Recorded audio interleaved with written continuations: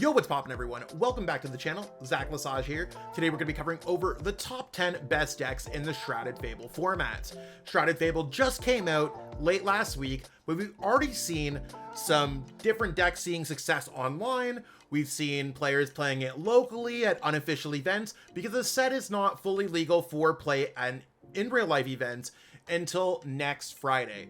So here's a preview of the top 10 best decks for the World Championships. Next week before the World Championships, I'm going to be putting my definitive list forward for anyone who's playing at Worlds and for anyone who's playing at local events that have Shrouded Fable legal for the first time. The lists are all available in the pinned comment in the comment section, so check those out if you want to copy and paste any of those on a PTCG Live, and let me know what the best top 10 decks are. Put your list, put your guesses in the comments, give this video a like, and let's jump into that number 10 spots. Kicking off our top 10 best decks is going to be Thorns EX. Now, this is a deck that I didn't necessarily think was going to be in the top 10, but as a player who's played in the Twilight Masquerade format to win a league challenge, I think a few players are looking at the metagame and thinking that Thorns EX might just end up countering a little bit more than we initially thought. This deck doesn't really gain too much, but it does gain Chorus's Tenacity, which does give us an opportunity to search out both Lost City, and we can also search out our Double Turbo or even our Legacy Energy. So if you're missing any of the pieces to really make this deck work, Chorus's Tenacity might just make it a better archetype than it was for NAIC, and now that we're heading into the World Championships, could be pretty cool. We're still going to be milling energies from our opponent's Pokemon in play, stopping abilities from Rulebox Pokemon in play, and I mean, that might just be enough for this deck to have a deep run at Worlds. Is it going to be the best deck? I don't know. I mean, it's in the top 10. It might grow over the next week, but right now we got to start off somewhere, and we're going to be starting off with Thorns EX. If you need any of the cards for these decks or any of the other decks in this video, be sure to check out our sponsors at Kayfabe Cards, PTCGL Store, GameStop, and the Shuffle Squad website. All the links for those are available in the description, alongside some links to some of our more popular videos lately. Let's jump into our number 9 spot. Seems like we are entering into a lightning metagame with Maron coming in at number 9. This is a deck that didn't really touch the radar when it came to Japanese tournaments, but as North American players and players on online events have really been pushing hard for Lugia V-Star as a counter to the format, I think that's why we're seeing Thorns and we're seeing Maron EX kind of come out and be like, hey, you want to know what? Lightning decks are pretty good. They can kind of hold their own in this metagame. So, I mean, Maron EX just being a fierce lightning type deck, it does get the new Academy at Night Stadium. So you could put cards from your hand onto the top of your deck, maybe hit an electric generator while you're at it. Pheasantipity is certainly going to be a card that we're going to see in plenty of these decks. So when it comes down to it, I think these decks have enough answers towards the metagame where you're able to be an aggressive deck, knock out a single prize card and still take 2 prize cards, and now we're not just going to get Iono'd into smithereens. Pheasantipity will save some of these more aggressive decks. I think Maron might relatively fall a little bit short in the metagame. Typically, as it does, it's typically becomes a front runner to counter a particular deck. Deck gets hated out of format. Maron kind of stays down here. Not a bad choice, but there might just be better aggressive decks towards the top that are a little bit more generalized than having Maron EX. But it's cool to see it back in the top 10 this week, and maybe it will even be there next week, the week of the World Championships. Coming in a little bit lower than I initially expected is going to be Dragapult EX, and this time we're pairing it with Pidgeot EX, Charizard EX, and Dusknoir. So giving ourselves some opportunities to spread extra damage with Dragapults, doing 6 damage counters wherever we want. Dusknoir, Dusclop's going to come in clutch to pop another 5 to 13 damage counters on one of our opponent's Pokemon, giving ourselves some opportunities for some really explosive gameplay. We have some control in this format, so having access to Silene, Kieran, Turo, Palpad probably is going to come in clutch, and of course we could use that Silene to get that Neo Upper Energy back. A lot of people are like, hey Zach, how are you going to get 4 stage 2 Pokemon EX out, or 4 stage 2 Pokemon out? Well, we have Silene, Palpad that can get back other rare candies. Also, you don't always need all 3. Sometimes you're going to be a Dragapult deck, sometimes you're going to be a Charizard deck, sometimes you're going to use Pidgeot, sometimes you're going to use Pheasantipity. So you got to kind of see what your hand's playing towards when it comes to this particular archetype. but it does have a fair matchup into most decks, which is giving it more of a middle-of-the-road approach. I wouldn't be surprised if we saw Dragapult rise over the next couple weeks, as players are like, hey, you want to know what, this is actually really good in this metagame. Dragapult's that sneaky deck that we always thought it could be. Another deck that I didn't necessarily think was going to see all the success in this format, and it's doing quite well at online events, is Ancient Box. We take the Ancient Box core that many of the top players, including myself, played for the North American International Championships, and we get Petrant EX and Pheasantipity EX from this set, giving ourselves that draw support needed when our opponent unfair stamp, Iono, anything. Pheasantipity basically saves hands, y'all, and Petrant EX gives you pretty much an auto win against Snorlax, so you have opportunities to move in and out of the active spot. Sure, we lose Kieran, sure, we lose Penny, but we have enough answers to get in and out of the active spot. We're likely not missing any other attacks, and this deck becomes incredibly powerful in this format. A couple cards that could get added into this deck would be Night Stretcher, maybe a copy of Binding Mochi, but it's got to be one of those things where I got to test this deck out a little bit more. I wouldn't be surprised to see those eventually in the list, but right now this is a very solid list of Ancient Box, so if you're a fan of the archetype, this would be a really good way to start off building this deck.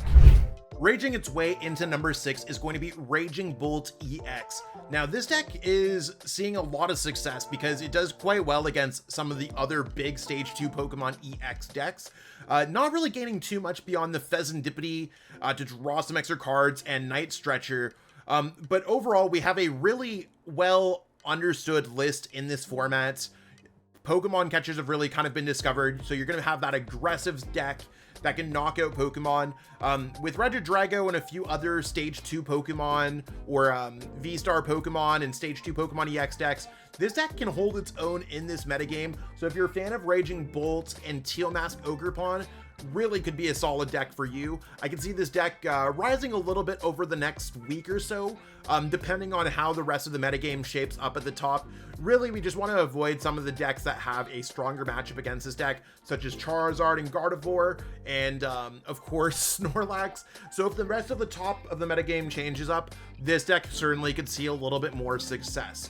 That being said, we'll have to check out the list next week to see where Raging Bolt is positioned heading into the World Championships. Sliding into the halfway mark is going to be Charizard EX, and this one's probably the most surprising. Charizard was the absolute best deck in format if you look at the numbers for Japan. Japan had this deck everywhere. Japan switched to Stellar Miracle, and elsewhere in the world we're like, yep, Charizard's not as good as we thought it would be. I think it's one of those things where Charizard has everything that you possibly want. I think this list is incredibly well positioned into the metagame, has answers to almost every single deck, and it's one of those things where you can hit the proper numbers now with Dusknoir, Dusclops. Pheasantipity does give you that extra space where you needed a barrel before, and we have Silene, Professor Turo, Palpat in case we run into any control decks, just to make sure that we have answers against almost every single deck right now. So we have ways to kind of go through whatever we really want, make sure we have all these pieces, can get back all the cards that we could ever imagine before. And I mean, I think Charizard is just incredibly powerful as a core. So maybe this is one of those things where I want to add a cancel and clone to make the control matchup a little bit better to work with the Silene. Maybe that Silene's going to turn into a Kieran. I'll have to find out on that a little bit more. But right now, I think this is a solid play when it comes down to everything. Charizard just seems like that deck, and it seems to be working quite well in this metagame. Probably a little bit more than number 5, but we'll have to see how the rest of the metagame plays out. Flapping its wings at number 4 is going to be Lugia V-Star, and it flapped those wings certainly hard because this deck went from being not really part of the top 10 or like the lower part of the top 10 to really rising above all and becoming a top 5 deck overnight. Lugia, no surprise to anyone who's been playing the Shrouded Fable format for a while, has a decent matchup spread into quite a few decks at the top. Sure, once you get past you have to get a Lugia turn 1, you have to Summoning Star turn 2, and you have to have attackers really to go after that. Lugia seems like it's an incredible choice for anyone who's looking to have a strong run at the World Championships, as long as you're able to set up. So if you've been a fan of Lugia this whole time and you're ready to play this deck out, crack it out at locals again, Lugia hasn't really gone anywhere. Lugia is more or less the same deck, no new cards, but its positioning's almost better than ever. Keep those lightning decks at Iron Thorns and at Miraidon towards the bottom half of this list, and Lugia is probably going to have a really good time avoiding those lightning decks. If lightning decks continue to climb up in in the rankings, Lugia might find itself going a little bit down next week. We'll have to find out, but right now, Lugia is an excellent choice for anyone who's looking to kind of tackle on this new Shrouded Fable metagame.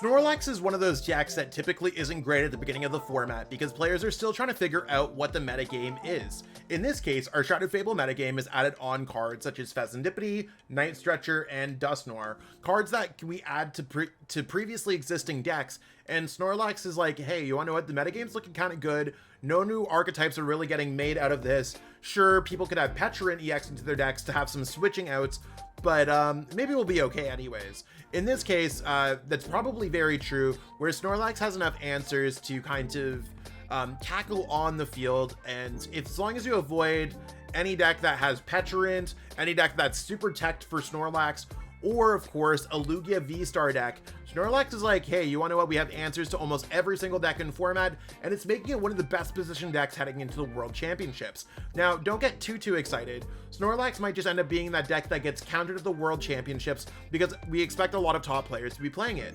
If that ends up being the case, Snorlax is not going to have a great time. However, if people disrespect Snorlax heading into Worlds, this might just be one of the best choices that you could ever be making. We'll have to find out, but right now, it might not be the most fun deck for people to play against, but it might be one of the most effective decks in the room. What are we going to have at our number 2 spot? Let me know in the comments below if you haven't already. And also double check to see if you subscribe to the Shuffle Squad. Shows about 75% of you are not subscribed. And considering we're on that 20,000 plus subscribers, would be really nice to kind of break through that 25K next. Sliding into our number 2 spot is Gardevoir EX. Now, Gardevoir EX isn't any stranger to the top 10 best decks, and you can see that we've changed a couple cards here by having Klefki in the deck, so we can stop some of those pesky basic Pokemon abilities in play. Really looking at you, Teal Mask Ogerpon. In this case, we also have Mimikyu to kind of block some of these Pokemon EX and Pokemon V decks that are existing in our formats. Hopefully we don't run into any Canceling Colognes or Regid Drago damage counters or anything like that. In terms of other new adds, we've added in a copy of Night Stretcher. I think that's really the one tech spot that I have in my deck. I decided to go for Unfair Stamp over Neutralization Zone. I found in my testing Neutralization Zone is kind of easier to counter than one would expect, but I could see myself changing it as I find Pheasantipity does kind of counter Unfair Stamp in this current metagame. Still, a well-planned Unfair Stamp could rip your opponent's hand to shreds. So the ace-spec spot, while it's still up for debate, I think the rest of this deck is looking pretty stable. So I hope that everyone enjoys kind of playing Gardevoir. If you're a Gardevoir player, it's just really good. It's a really good deck. But that leaves us, it's not our number 1 deck. You might have already guessed it in the comments below. If not, you could still guess it, and I will get back to all those comments. I got a long ride to and from Hawaii to get back on all my YouTube comments. What is going to be our number 1 best deck before the World Championships? Let me know. Let's jump into it. Here we have it, the best deck in format, Regid Drago V-Star. Now, this is the personal list that I've been running. I played it on the Shuffle Squad stream. So if you haven't checked it out already, you could check that out. I'm also running a Metafy Masterclass later on tonight at the time of this video dropping. So be sure to check that out if you want to learn more about Regid Drago. Even if you can't make it, you could buy the VOD. We have Haxorus in this deck as a valid attacker, being able to knock out a Pokemon with a special energy attach, like Lugia without a Mist, or a Dragapult with a Neo Upper Energy. It's also a very efficient attacker to do 230 against Pokemon V and Pokemon EX that are basics, typically hitting under that number. Anything over that you can knock out with Tina V-Star, or if it's a Charizard EX, you can knock them out with a Teal Mask Ogerpon. Pheasantipity gives us the opportunity to draw some more cards in the mid to late game. Could see myself switching that for a Mew EX just to have that free retreat. We have a copy of Gardevoir. Radiant Gardevoir is a card that you don't typically see in this deck, but it's a great answer to Mirror Match and Lugia. Charizard can be better, the Radiant Charizard that is, in some cases where you're playing against more aggressive decks like Raging Bolt, but otherwise I think Radiant Gardevoir is pretty much a mainstay in this deck if we're expecting the metagame that we're currently expecting. Went to 8-2 energies. I think that's just fine with 2 superior energy retrievals and Legacy Star, but let me know what you think. Do you think Regid Drago is the best deck? What techs do you have in your deck? Do I need Hisuian Gudra? Let me know. But this is what we got for our top 10 best decks. Let me close things out. And that's what we have going on with this video this week. Regid Drago V-Star takes the cake, and maybe we'll hold on strong until next week into the World Championships, as players are probably going to start countering Regid Drago or coming up with some strategies that might counter Regid Drago. We might see the metagame have a drastic shift right before, but that's what happens when we add these new sets right before a major tournament. We saw Twilight Masquerade, the best decks were Charizard and Dragapult, and then Raging Bolt dominated the metagame, only for Gardevoir to come around and counter those decks again. Not everything is what it seems like, so we'll have to see, but we're going to do our best to possibly find the top 10 decks for the World Championships, give everyone all the information as possible, and share that with the community. Stay tuned for other videos that we have going on this week, next week, throughout the Shrouded Fable format. We have our live streams, and of course the late night tournament is every single Wednesday, so check those out as well. I'm going to be hosting Metafy master classes throughout the month, so stay tuned for that. If you want some one-on-one coaching, hit me up on Metafy. Other than that, I'm always around in the comments or in the Discord DMs. Catch y'all later. Peace out and have a great one. Want to support the Shuffle Squad? Be sure to check out all of our sponsors in the description to pick up Pokemon TCG singles, sealed, and PTCG live codes.